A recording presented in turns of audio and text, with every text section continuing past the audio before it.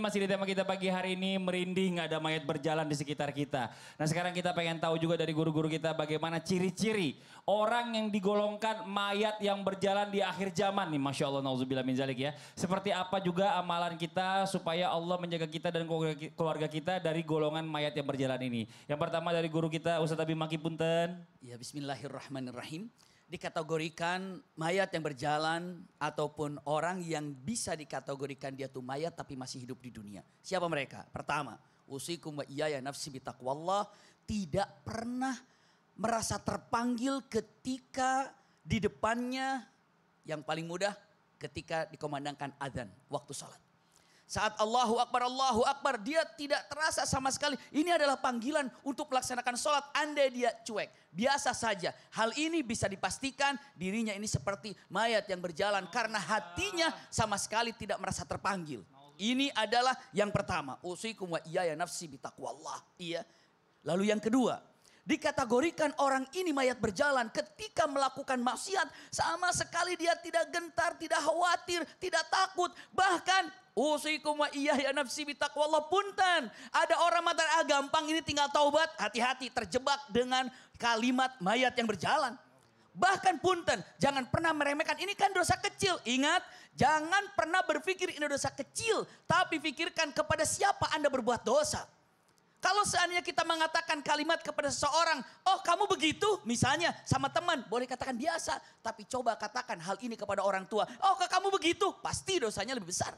Kita berbuat dosa, jangan pernah mengatakan memikirkan ini dosa kecil. Tapi apa? Pikirkan kepada siapa kita berbuat salah. Ini dikategorikan dua hal ketika dikatakan mayat yang masih hidup ataupun mayat yang berjalan di dunia ini. Na'udzubillah min zalik. Ustaz Syam, mohon izin, fadhal Ustaz Syam. Maka kalau kita bertanya apakah amalannya, mathalul ladzi yadhkuru rabbahu wal ladzi la yadhkuru al hayy wal mayyit, maka Nabi SAW mengingatkan perumpamaan orang yang mengingat Allah dan orang yang tidak mengingat Allah bagaikan yang hidup dan yang mati.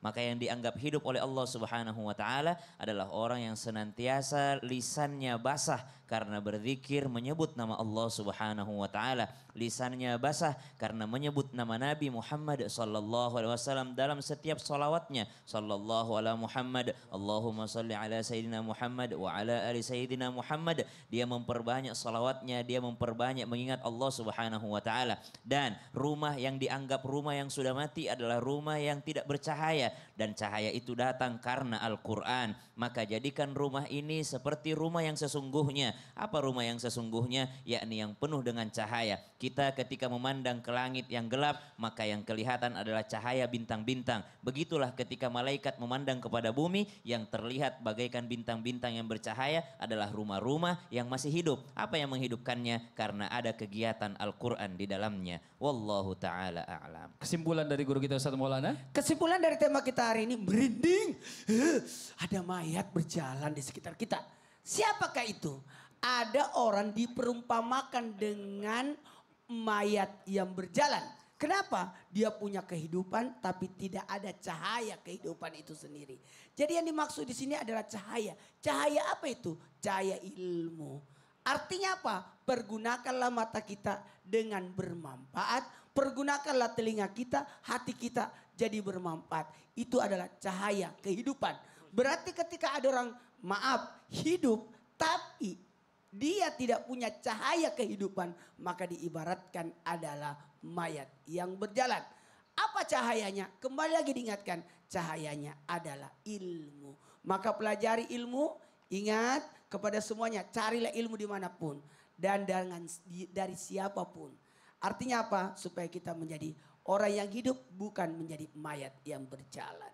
Masya Allah, jazakumullah khairan katsiran buat guru-guru kita. Terima kasih banyak, semoga pertemuan kita hari ini bermanfaat untuk semuanya. Dan sekali lagi mohon maaf atas segala kekurangan. Wallahu muwaffiq ila aqwamit thoriq. Wassalamualaikum warahmatullahi wabarakatuh. Waalaikumsalam warahmatullahi wabarakatuh.